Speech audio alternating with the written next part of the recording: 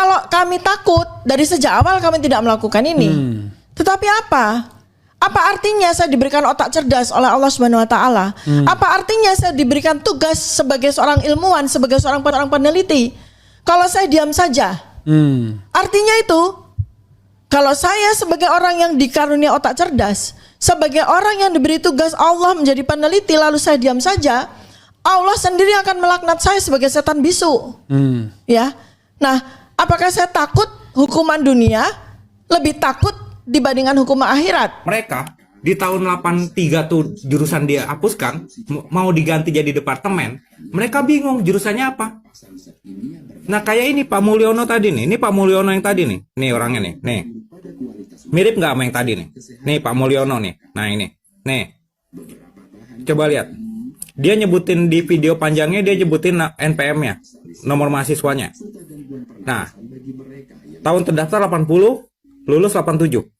Kita lihat dari skripsinya.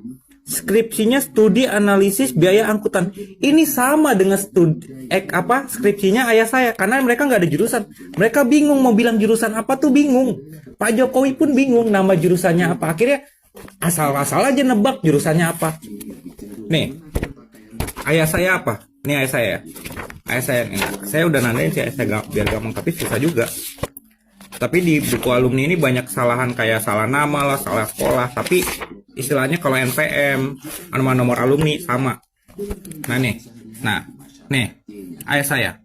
Ekonomi perusahaan. Nah, sekarang ekonomi perusahaan ini, ntar dulu. Sekarang ekonomi perusahaan ini jadi manajemen hutan. Si bapak itu bener lah dia bilang. Dia mungkin zaman dulunya namanya ekonomi perusahaan hutan, sekarang jadi manajemen hutan. Ekonomi manajemen. Nih saya bilang nih, studi biaya angkutan sama skripsinya bapak ini. Pak Mulyono tadi. Mana Pak Mulyono tadi? Nih, skripsinya. Studi analisis ntar dulu. Analisis biaya angkutan. Nah, benar, berarti Pak Mulyono ini benar, dia bilang ekonomi, kalau enggak manajemen. Ya dia bingung juga kan, sekarang ekonomi perusahaan hutan ini berubah jadi manajemen hutan.